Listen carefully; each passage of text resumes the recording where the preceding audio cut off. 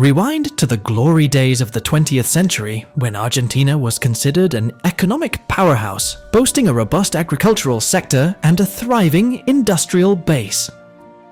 Argentina was once the breadbasket of the world, with a booming agricultural sector fueling its economic growth. However, as the decades unfolded, Argentina found itself entangled in a cycle of economic instability, marked by inflation, debt crises, and fluctuating currency values. The question that now hangs in the air is, can Argentina find its way back to prosperity, or is it destined to remain a shadow of its former self, caught in a perpetual cycle of economic turmoil? Let's find out. Argentina, a nation with a rich and complex economic history, is situated in the southern part of South America. Juan Díaz de Solís is credited as the first European to set foot on Argentine soil in 1516. The pre-Columbian era preceding European contact showcased advanced civilizations of indigenous peoples, notably the Inca and Guarani, each with unique cultures and social structures. The colonial period, spanning from 1536 to 1809, saw Spanish and Portuguese colonization, introducing new technologies and ideas, while also bringing diseases that impacted indigenous populations. The arrival of African slaves played a crucial role in sustaining labor-intensive industries. This period marked significant transformations in Argentina's socio-economic landscape, laying the foundation for its subsequent historical trajectory. The economic history of Argentina is closely examined, revealing an interesting paradox. Despite achieving advanced development in the early 20th century, the nation later faced a reversal compared to other developed economies, sparking extensive analysis and literature on the underlying causes. The United Provinces of the Rio de la Plata declared their independence from Spain. After Bolivia, Paraguay, and Uruguay went their separate ways, the area that remained became Argentina. And that's how they gained independence. After that, Argentina has struggled with its debts, with inflation frequently soaring into double digits, reaching as high as a staggering 5,000%. These economic challenges have resulted in significant currency devaluations. Jumping to the 1930s marked a notable decline in the Argentine economy, primarily driven by political instability, since a military junta took power in 1930, ending 7 decades of civilian government. Despite being one of the most stable and conservative countries in macroeconomic terms until the Great Depression, Argentina underwent a shift, becoming one of the most unstable. Remarkably, until 1962, the per capita GDP of Argentina surpassed that of Austria, Italy, Japan, and its former colonial master Spain. From the 1930s to the 1970s, successive governments pursued import substitution as a strategy to achieve industrial self-sufficiency. However, this approach led to a dramatic decline in agricultural production as the government's focus on industrial growth diverted investments. The end of import substitution in 1976 marked a turning point, but simultaneous factors such as growing government spending, large wage increases, and inefficient production fueled chronic inflation throughout the 1980s. Measures enacted during the last dictatorship contributed to a substantial foreign debt by the late 1980s, equivalent to 3/4 of the gross national product. In the early 1990s, the government addressed inflation by pegging the peso to the US dollar and privatizing state-run companies, using the proceeds to reduce the national debt. However, a prolonged economic downturn in the early 2000s culminated in a default, and the government devalued the peso. Despite a recovery by 2005, Argentina faced subsequent defaults in 2014 and 2020, marking significant chapters in its complex economic history.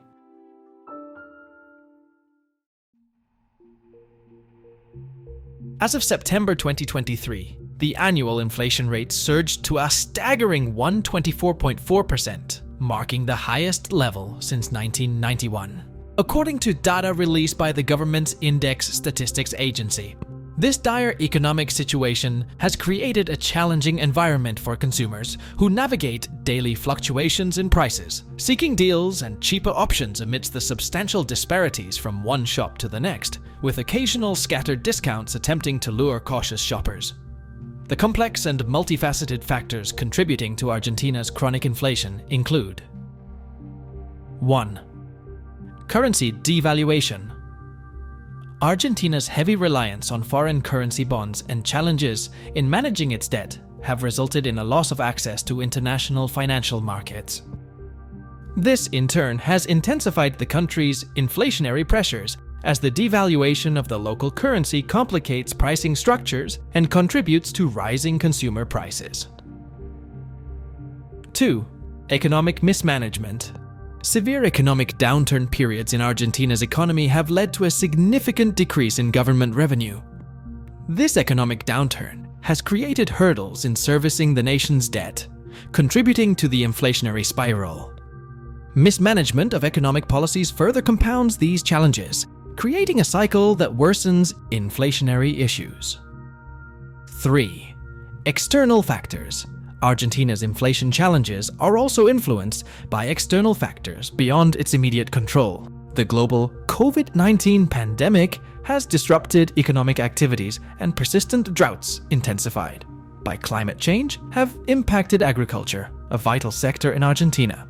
Additionally, international shocks such as the Russian invasion of Ukraine have introduced uncertainties and contributed to the country's economic challenges. These interconnected factors underscore the complexity of Argentina's inflationary predicament, involving both domestic and global dynamics. The intricate web of economic mismanagement, external shocks, and debt-related issues has created a challenging environment, with the inflation rate reaching alarming levels and necessitating comprehensive and strategic interventions to address the root causes of this economic turmoil. Before we get to this part, we need to understand what is sovereign debt.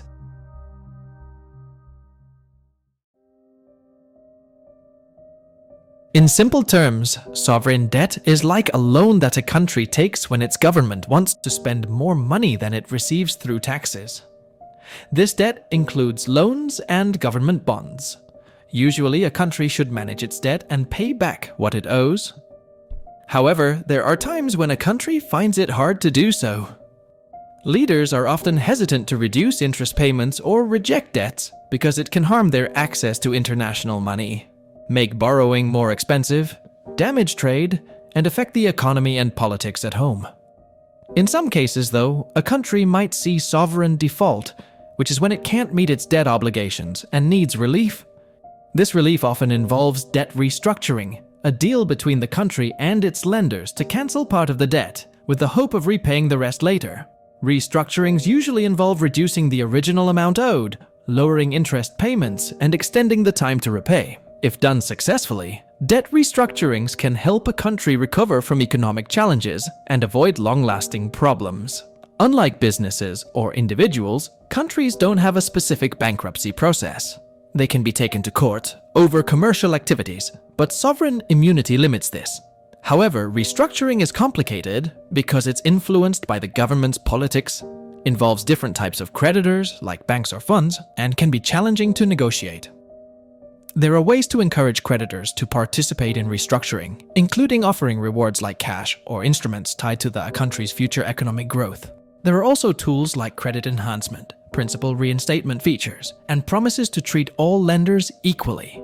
On the flip side, there are negative incentives, such as threats to not pay those who don't agree to the restructuring collective action clauses that let a majority of lenders make decisions for the minority, and legal changes that can affect the debt, if it's issued under national law.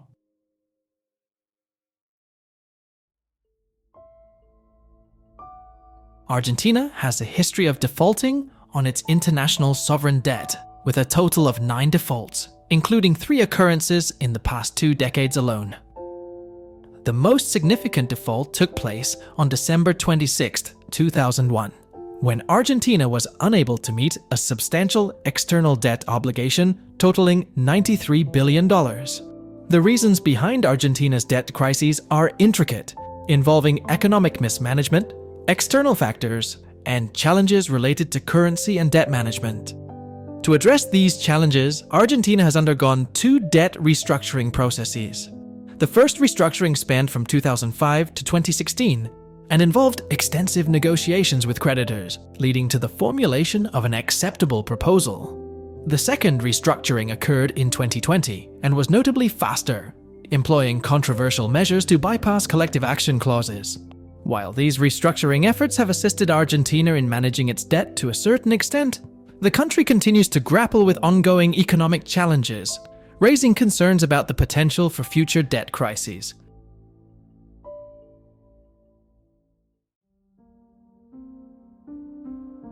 One of the most pressing challenges is income inequality, a complex dance reflected by the Gini index coefficient of 42.3 in 2020.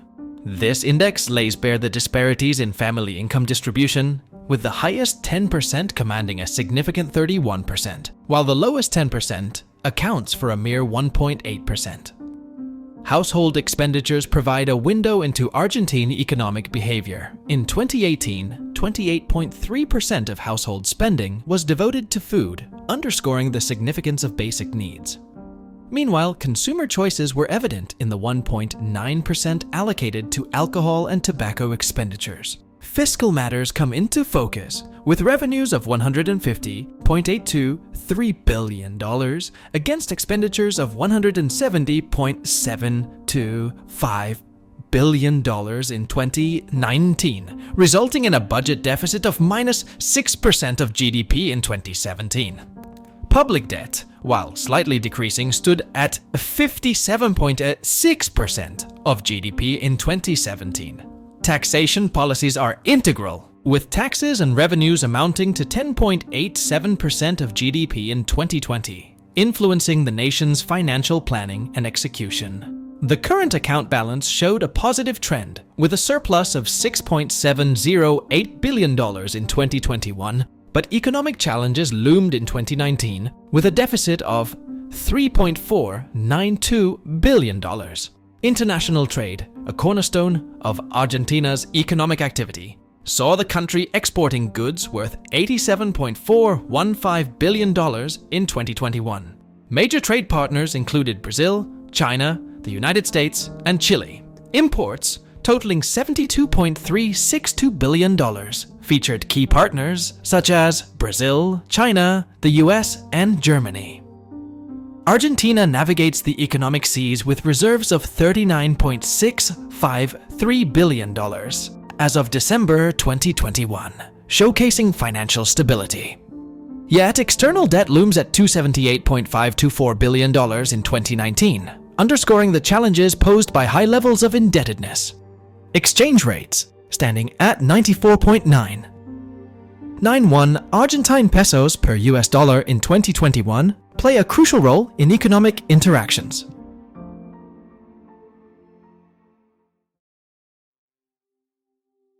From the early 90s to 2023, Argentina's unemployment rate has been a symphony of highs and lows, a reflection of its dynamic labor market.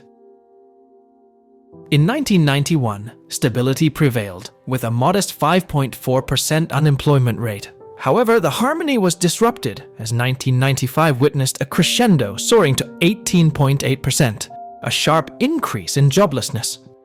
A brief respite in 1998 brought the rate down to 12.27%, but the melody was short-lived. The early 2000s, particularly in 2002, hit a high note at 19.6% amid economic challenges. Leading up to the global financial crisis in 2008, the rate found relative stability at 7.8%, only to climb to 8.7% in the aftermath. Fast forward to the year 2020, marked by fresh economic challenges, where the rate rose to 11.5%. However, by 2023, concerted efforts and economic shifts played their part, orchestrating a decline to 6.5%. This dynamic trajectory underscores Argentina's resilience and adaptability in the face of economic uncertainties over the years. The visual tale of Argentina's economic journey doesn't end there. Let's pivot to the gross domestic product, the heartbeat of a nation's economy. From 1962 to 2022, Argentina's GDP tells a story of evolution, a narrative woven with milestones and challenges.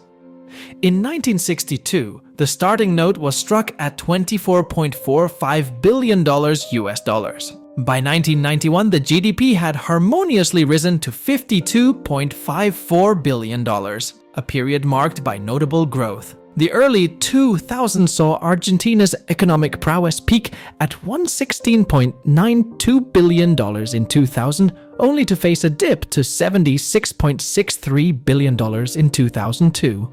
Demonstrating resilience, Argentina hit a high note in 2012 with a GDP of $232.56 billion. Economic complexities in 2019 and 2020 influenced a rise to $298.95 billion.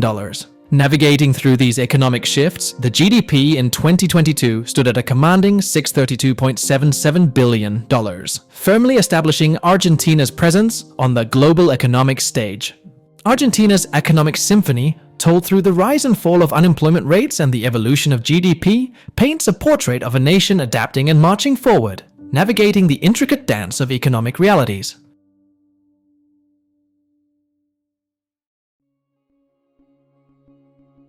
The IMF, or International Monetary Fund, is like a global helper for countries.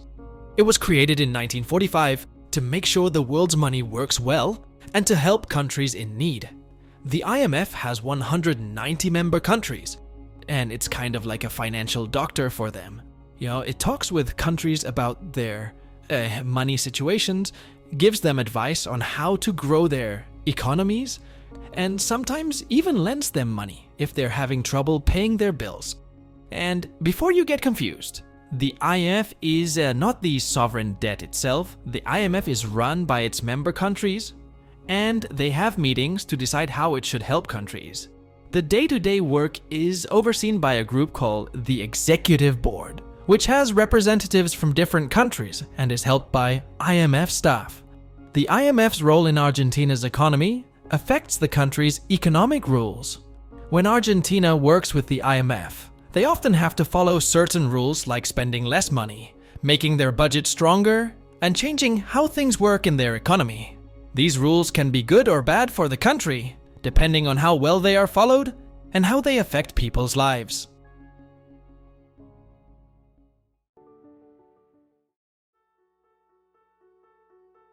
In the late 19th and early 20th centuries, Argentina earned a reputation as a country of immigration, with European immigrants, primarily from Spain and Italy, arriving in substantial numbers and providing crucial low-skilled labor that fueled economic growth. However, in the 1930s and 1950s, immigration policies became more restrictive, leading to a decline in European immigration. In recent times, Argentina has experienced an increase in regional migration, with immigrants from neighboring countries contributing significantly to the workforce. These migrants often fill low-skilled labor positions, playing a vital role in various sectors of the economy. The dynamics of regional migration not only contribute to the country's labor force, but also foster economic interactions with neighboring nations. The integration of regional migrants into the workforce has become a key feature of Argentina's economic landscape, highlighting the adaptability of its immigration policies to changing economic needs. Immigrants have made important contributions to the construction of Argentina and its development process in social, economic, and cultural matters. The contribution of foreign-born workers is estimated at around 4% of GDP. And immigration is usually not associated with job losses or income declines among the Argentinian-born population. However, immigrants more frequently work in less productive sectors and have lower average educational attainments and lower wages. The majority of unregistered workers live in low-income households, and migrants have historically been concentrated in a small number of industries. Argentina has participated in many initiatives that seek to address the needs to improve the international remittances environment. However, Argentina is not a major source of money transfer remittances. Within the Latin American and Caribbean region, remittances sent represent 0.2% of the total remittances sent all over the world and 0.1% of the Argentine GDP. Remittances received represent 0.5% of the total remittances received in LAC and 0.1% of the Argentine GDP understanding.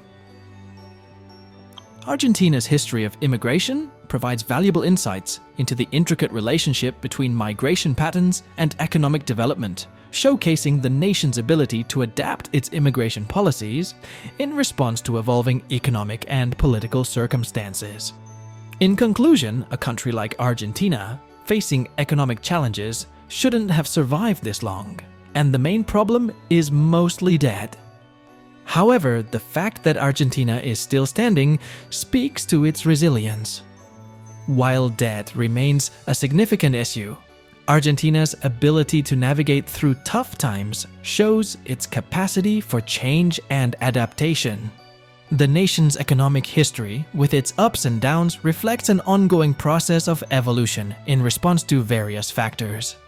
Argentina's story reminds us that economic challenges, though tough, don't always mean the end for a nation. Instead, they provide opportunities for reflection, reform, and finding sustainable solutions. As Argentina continues its journey, the world watches, acknowledging the complex mix of factors shaping the country's ongoing story.